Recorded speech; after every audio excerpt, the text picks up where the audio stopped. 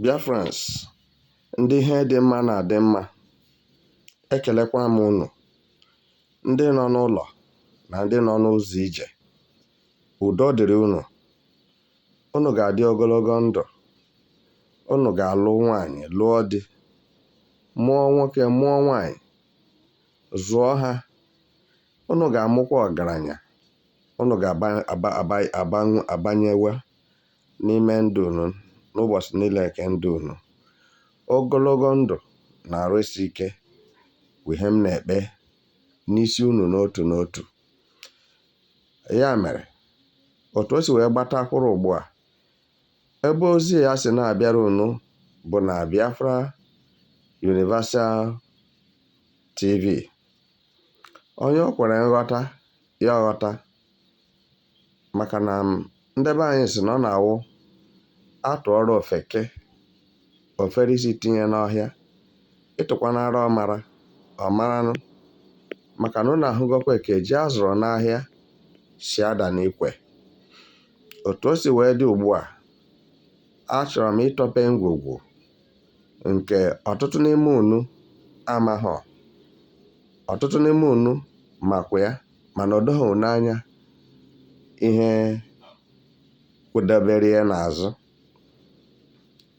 For the information of those who don't understand Igbo language, I greet all of you. I love you, all the Biafrans, and I welcome you to Biafra Universal TV. This moment, to open some secrets that some Biafrans, some Igbos doesn't know, and some knew it and are aware of it, but they remain dormant and speechless. So as it stands now, I want to tell you people that this issue called marginalization, Igbos or Biafrans are fully being marginalized. Anyhow you like, look at it.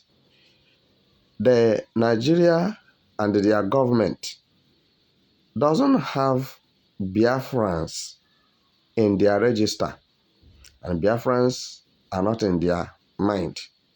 For your information, you who always fight those who are fighting for you, because some Igbos, some Biafrans are fighting Biafra agitators, fighting Biafra commanders and generals, which I'm one of those they have been fighting. And some of them said I shouldn't talk anything about Biafra liberation armies. But I want to tell you that before Biafra liberation armies come into existence, I have been a general. For good 30 years now, good 30 years, I'm not talking of Major General. I'm not talking of Lieutenant General. I'm talking of General, full-time General, hardcore General. If you wouldn't mind, call me the wise one, because people know me with this. The wise one. So, but I don't come to the issue that have no meaning. And I don't go to where nothing is happening. I always step where fire is burning, where bombs are exploding, where bullets are flying here and there. That's where you found me. So, as you people have been objectively fighting me that I shouldn't talk anything about Biafra, shouldn't do anything about Biafra, whatever I'm doing for Biafrans is between I and my God. It is not anybody that called me for Biafra agitation or Biafra fighting. I brought myself willingly, and by the grace of God, I'm doing the necessary thing to see my people happy and to see my people protected, see their wealth and their future being at the same time protected. So, but those who hate me, I believe, shall go before me. I will see their end, and I will see their backs. I will see their graves, because I didn't do you any evil. I didn't commit any offense against you. Only thing I'm doing is that I'm fighting those who are fighting you, and looking at your little strength and I mean financial status, so bad it is. I decided that whatever God has blessed me with since my life, I'm going to spend it on Biafra agitation and Biafra freedom fighting. This is why I tear ground to move forward. Yes, 2 years ago, I promised Biafrans that I will single-handedly provide 2,000 soldiers. Then don't ask me how I'm going to do that, because you did not ask Buhari how he brought foreign terrorists from other Islamic countries to come and invade Biafra land. So, but it is my own, you will know. You will ask, how am I going to do it? This, that. Did you know me? Where did you know me and how did you know me? From the cradle. So, what are we making money for? What is money for? If you have money and you cannot help your brother, that money is useless. You have money and you are in position to help your people as they are dying by the hands of the terrorists, and you cannot do that. You are not a good person. I'm here to talk to Biafrans. I'm here to talk to everyone who is claiming to be one Nigeria.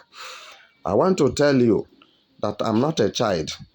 When you talk of power, military strength, or militarization, or when you talk of this world we are living, in any country you can imagine, I have stepped my foot there for war and for peace, whatever you feel. You talk of financial status. So I will tell you that if you wouldn't mind, I'm not a hungry person and I'm not looking for what to eat. So what actually brought me into this freedom fighting is because I found injustice being displayed against my people, and it is breaking my heart, and I weep and I wail for the deaths of my people, both men and women, children and adults, pregnant women. So how Nigeria government have been maltreating them as if they are not human beings. Nigeria government dehumanized Biafrans, Igbos, and killing them at will, murdering them in cold blood. So I cannot continue watching what is going on in my own ancestral land on the DSTV or World Satellite. I will be sitting down where I am because that place there is no war. It's a comfortable place. So then I will say my people can die and go to hell. I will not do that. I will never do that. And this is why you see me every time up to do the needful. And I have my soldiers with me. I have both men and women. And when I talk of soldiers, I'm talking of professional soldiers. I'm not talking of touts. I'm not talking of Boy Scouts. I'm not talking of terrorists. I'm talking of terrorist destroyers, counter-terrorists. I'm talking of able-bodied men and women. I'm talking of those who are very intellectual and those who have taken their time to study on how to conquer the wicked ones. So what I'm telling you this moment, it may daze you It may not daze you because nothing is moving you. The only thing that moves you is Tinubu. And Tinubu is ready to wipe away Biafra land without looking back. Looking at the acrimonial issue that have been there between Nigeria and Biafra, I'm telling you that nobody will reconcile Biafra and Nigeria because of the acrimonial issue, intertribal war, ethnic conflict.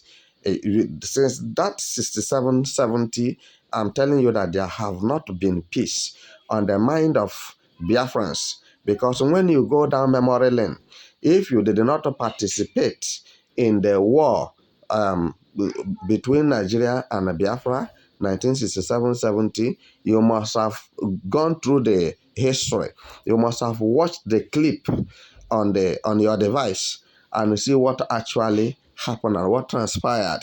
And this will gives you upper hand to discover that if this is the case, then we are not anybody in Nigeria.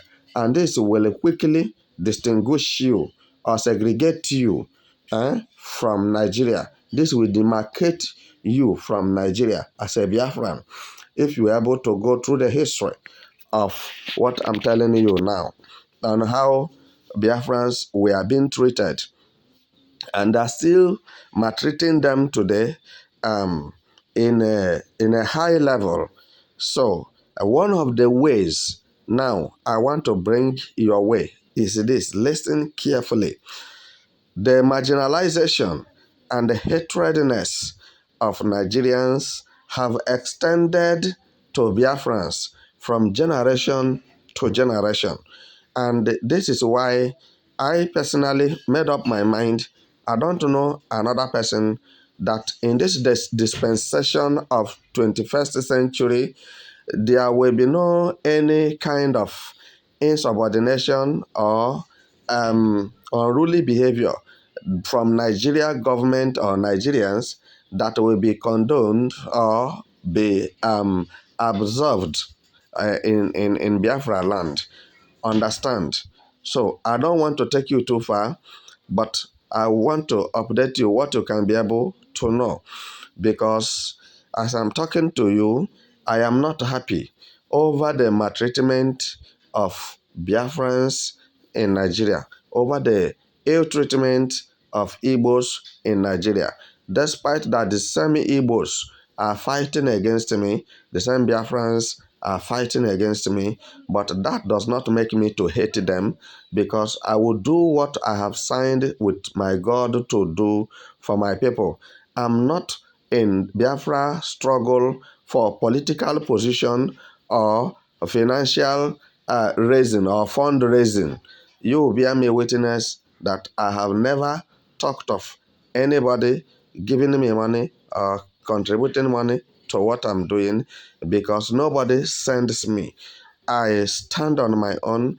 I come into the struggle on my own just to see how I can help my people. Listen carefully. Now, Mazi Nnamdi Kanu was kidnapped, and at the same time, you will not say you are not aware of his kidnap from Kenya and who are the people responsible for this. This tells you how wicked Igbo politicians are. They are the ones who masterminded the kidnap of Mazi Nnamdi Kanu and his illegal rendition. And this is why it is not moving them to do anything. Rather, they will each fire from behind, left and right and center, to make sure that Mazi Nnamdi Kanu dies in the DSS custody. So, as you are listening to me, Igbo politicians have paid some money to people who are involved to release Mazi Nnamdi Kanu, to make that matter dormant and to make it nonchalant, so that nobody will talk about it. Everybody will go and sit down.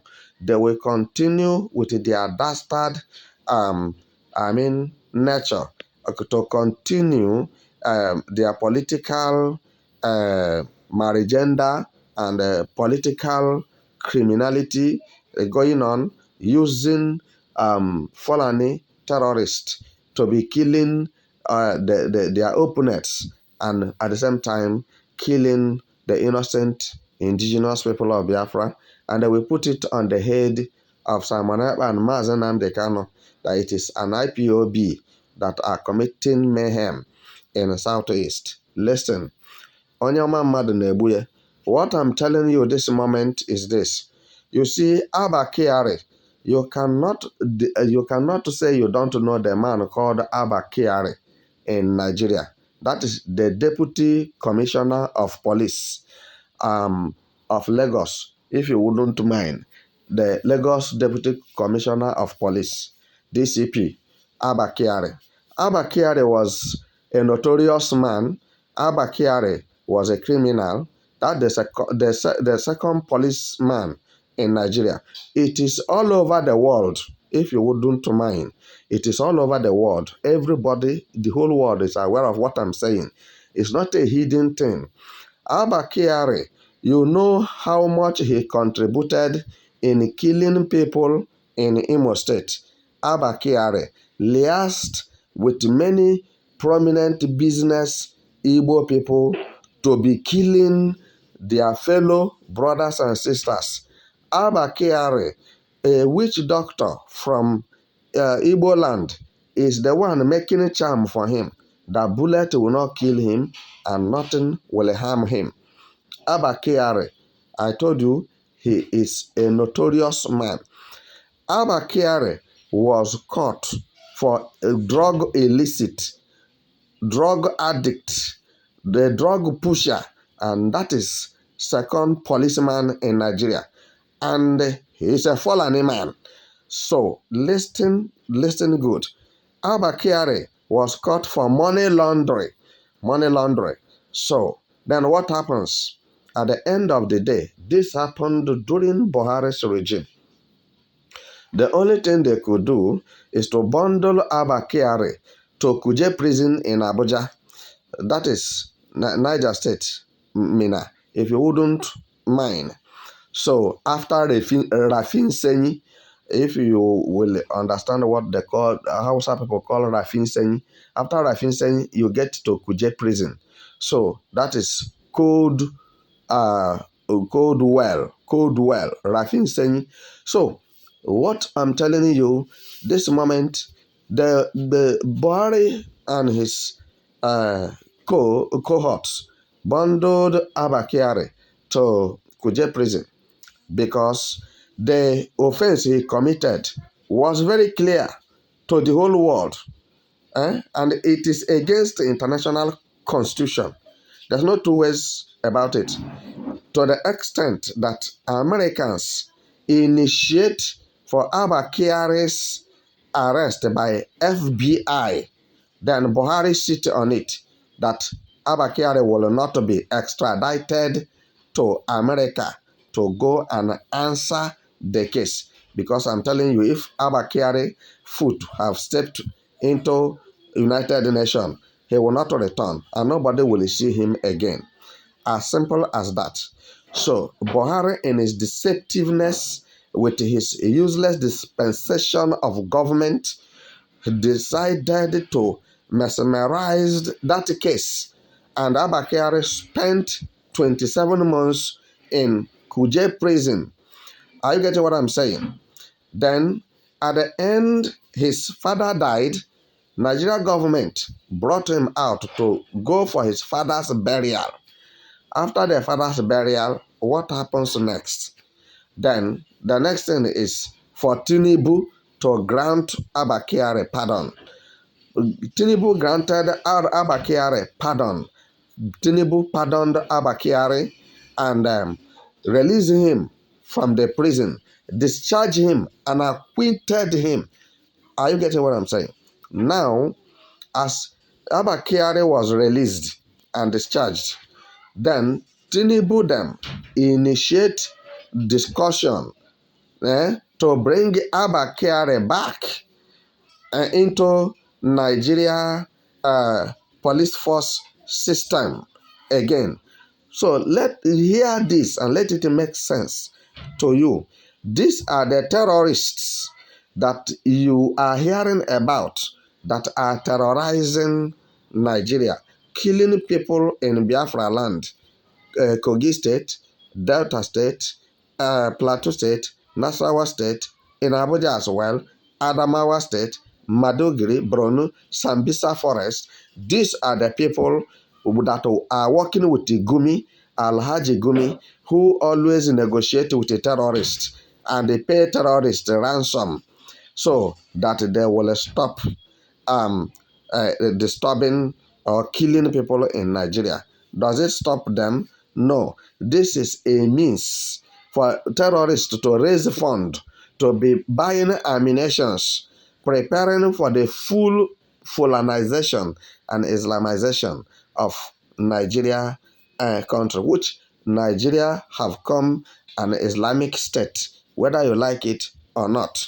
So what I'm telling you this moment, if Abba Kyari, in his dirty characters, uh, as a deputy commissioner of police, can be now released after committing all these criminal offenses, and Tinubu granted him pardon. So, Igbo man, Biafrans, let what I'm saying make sense to you. What did you think that made Tinubu to do this? Because they are Muslims. They are all Muslims. They believe in one thing. They believe in religious killing. They believe in dastard act. They believe in destruction. They believe in vandalism. So this is why Abba Kyari was released. And now to be integrated into the society as a Nigerian and to become a police officer again. So now what do you think that will happen? He has gone to acquire more knowledge in the prison custody, and the Nigeria government now, Tinubu, want to bring him to come and do the worst, because Tinubu, you see, is not different from terrorists. Everything terrorists are doing in Nigeria, Tinubu is behind it. Because if Tinubu is not behind it, Tinubu will not fold his hands and watch Fulanis killing people, destroying properties, destroying everywhere. The economy of Nigeria is gone. Nigeria itself is gone. The lawmakers and whatever you call it is gone. The security forces is gone. This tells you that when Buhari was there, Buhari integrated the terrorists, about 1,500 of them in number that were in prison. He brought them out, integrated them into Nigeria society, and at the same time give them military uniform and police uniform, and infuse them into Nigeria security forces. What do you think that will happen? Today, terrorists are running the affairs of Nigeria government.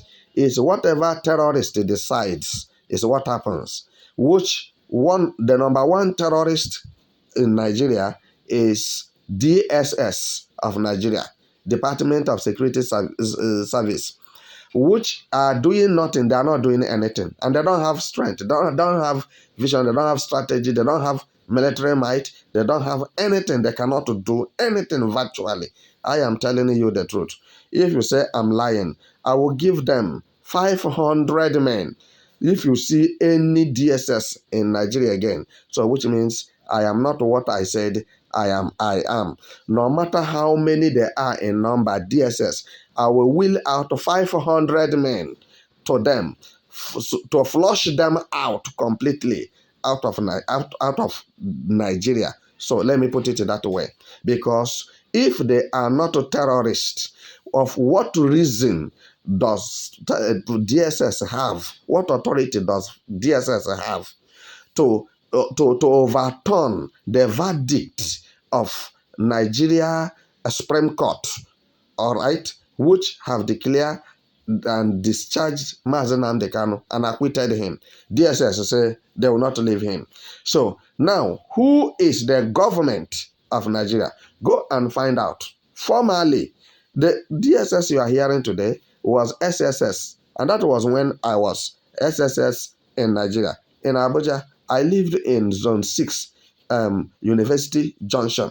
And that was when the headquarters of SSS was in Zone 5.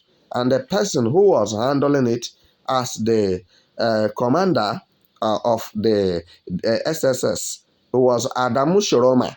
So, I'm telling you what I know. I'm talking from experience. After our badge, as I left SSS and I joined the military, so you discover that SSS are no longer what you call it. The police is no longer what you call it. All what is mingled there, mixed there, is gari and sand. Tell me how you are going to chew it. So now the Fulanis take over. Adam Shiroma was a Fulani man, and as well that time, because the Igbo people, Biafrans, doesn't know the real plan that Nigerians or Nigeria government are having against Biafrans in Nigeria, on how they will invade Biafra land and take it away and settle Fulanis in that southeast or eastern region. If you don't know, I'm telling you this because I still have men in the SSS or DSS.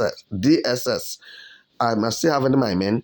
Even in Nigeria military, I'm still having my men today. Those who serve under me, those who work with me, some of them are still there now. So what I'm trying to tell you is that the DSS you are seeing today is one of the most dangerous terrorists that is existing in Nigeria. To the extent now, if you don't know it, go and excavate, go and find out whether if I'm lying or I'm saying the truth. That every time that Mazi Nnamdi Kanu will appear in the court, that DSS will be paid 500 million naira. Tinubu will order to give DSS in Abuja 500 million naira. Then they will share it amongst themselves. Then how do you think that having such criminal lucrative business they are doing, that they will allow Mazi Nnamdi Kanu to be released?